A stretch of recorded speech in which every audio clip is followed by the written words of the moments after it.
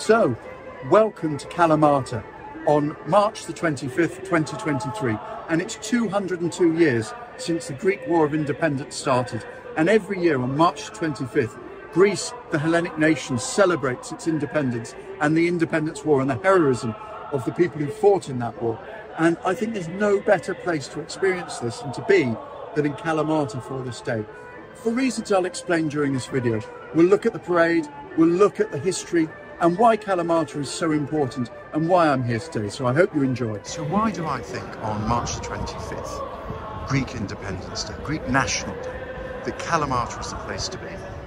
Well, I mean, apart from the fact it's fantastic, it's because of what happened at this church, the Church of the Holy Apostles, the Byzantine church from the 12th century. And on the 23rd of March, 1821, three great generals of the Greek independence revolution, Papaflessas, Father Flassus, Mavromichalis, Black Michalis, and, in my opinion, the greatest general of the independence movement, old man Theodore Kolokotronis, met here, and outside this church, they proclaimed independence from the Ottoman Empire. Now that was the 23rd of March, not the 25th of March. So why is it celebrated on the 25th of March?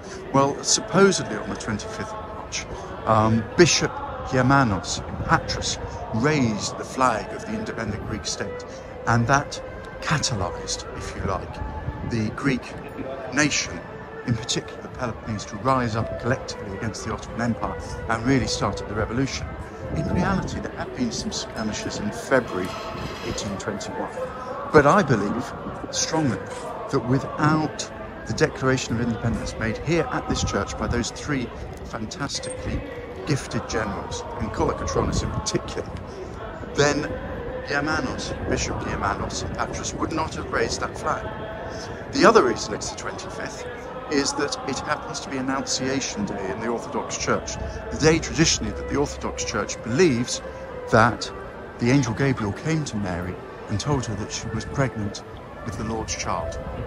Now, unfortunately, although as a result of that declaration, Kalamata was that day freed from Ottoman rule. There was an uprising here and they overthrew the Ottoman control, shall we say, of this place. In 1825, Ibrahim Pasha, the general of the Ottoman army here in Patras, came through Kalamata and completely destroyed it. So what we see now, basically, with the exception of this church, existed only after 1825. However, this church itself was destroyed by a huge earthquake in 1986. And because of its historical significance to the Greek people, and as I said, I believe the Greek Revolution started at this point, it was rebuilt. And you can see here a photo of the church after the earthquake. So, in the centre of modern Kalamata, we have the huge King George II Square. I say King George II Square because it's been renamed 12 times since its official opening in 1938. And many people here call it Aristomenos Square, after the street that runs through it on the left. But in the middle of this square, in pride of position, we have this fantastic memorial to the three generals that I've just mentioned. So here in front of us, we can see Mavromichalis, Black Michalis, and then round to the side, we have, and I'm going to run so that I can show you, round to the side here, we have Papaflessas, Father Flassus. And then my favourite of all, as I said, because I think he's fantastic, we have General Kolokotronis. And I'm not sure if it's freedom or liberty on the top. I sometimes wonder if it's Boubalina, but I don't think so. But this memorial, and you can see here the wreaths to their sacrifice and the sacrifice of the Greek people, and the other European nations, to be fair, who fought alongside the Greeks to create the Hellenic nation. It's a fantastic memorial here in, as I said, the place I think the revolution started. And this is where the parade will be in a few minutes, and it's going to be fantastic. So on the 25th of March, it happens to be a Saturday this year. It's a national holiday, understandably. It's National Day, it's Independence Day. It's the celebration of the Greek day of establishment effectively, and all the shops are shut. The bars and restaurants, however, are not. It's a fantastic day for them. But why is Kolokotronis my favourite general? Well, he was known as Old Man Kolokotronis, and he was 56 years old at the time of the start of the Greek War of Independence. And he trained with the British Army, so he was a formidable military officer and demonstrated that through numerous victories that he commanded in the Peloponnese against the Ottoman forces of Ibrahim, in particular the Battle of Dervanakia. And it was really the turning point in the war. From that point onwards, Greece as a nation was going to exist, and it was down to Kolokotronis and his brilliant strategy for attacking via, I suppose, guerrilla tactics at the time, the Ottoman army. And this was a time at which, you know, armies would still face off. Think about Waterloo. You know, the Redcoats and Napoleon's army, they faced off, they could see each other, camouflage didn't exist. Let's wear a red coat so you can be seen easily. Well, that wasn't Kolokotronis. Kolokotronis was a guerrilla warfare expert, and he put it to good practice. In all, the Greek independence war against the Ottoman Occupiers lasted for 9 years, starting in 1821.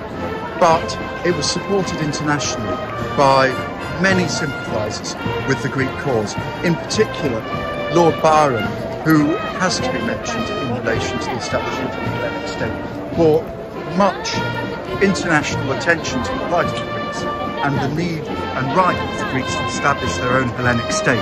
And he actually died in Greece when he was about, I think, 36 years old, and is held here as a national hero. But the powers of the time, Russia, France and the UK, supported the cause. The date of March the 25th for independence or National Day in Greece was actually decided at a conference in 1838 by the Greek people. Prior to that, it had originally been January the 1st, and then later on, January the 25th.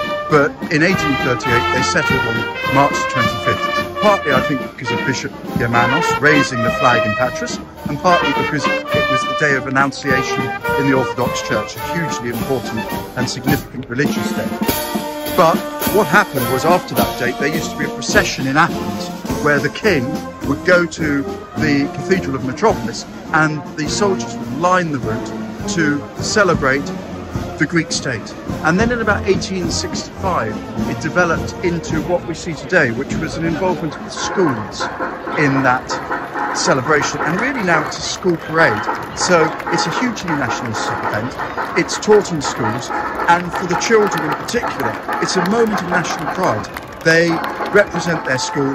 They dress up either, if they're younger, in national costume, as you can see, or in their school uniforms, and they parade past the dignitaries of the area. And this will be happening right now today in every town, village and city in Greece, where you have the mayor, you have the bishop of Messini here, you have the head of police, the head of fire, etc. And they effectively take a salute from the Greek children and the Greek people to recognise the struggle and the fight that their forefathers had to establish the Hellenic nation. The war was finally settled at the Treaty of London in 1832, when the borders of the current Greece were determined and set, and all matters were put to rest via treaty in London. The only part that was not at the time part of Greece, which is now part of Greece, is Crete, and that was joined to Greece in 1923. Kalamata is the second largest city after Patras in the Peloponnese, with about 80,000 residents. So here we are, the 8th Grammatico, the 8th primary school. There are a lot of primary schools. And the Grammatico is keeping coming. Of course, the marching is good practice for the boys because there is still national service in Greece. You have to complete it, I think, by 24. And unless you do it, unless you have a special dispensation for some reason, such as a disability or something, you cannot get a job in Greece. It's just impossible for you. You have two options when you do national service here. You can elect for the 9-month period, which is effectively a hardship period. You're posted perhaps to one of the borders or one of the refugee camps. Or you can do an easy period, which is 12 months, but you have to go to one of the islands, or maybe it's a desk job or something like that. I'm sure you've got the idea now. I hope you've enjoyed this. gives you a feel at least for the parade. I'm just going to get a few shots from up in the air, so I happen to have the opportunity.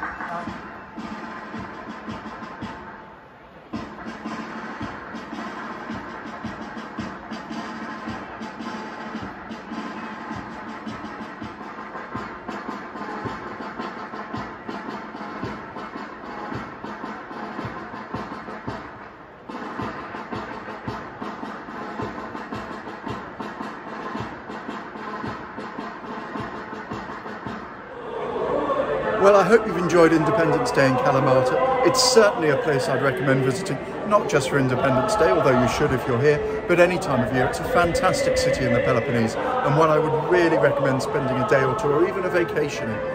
Have a look at some of my other videos if you have a chance, and if you like what I do, subscribe. I'd really appreciate it. I don't know if you might know what a difference it makes, but please look at some of my other videos, and I look forward to making more for you soon.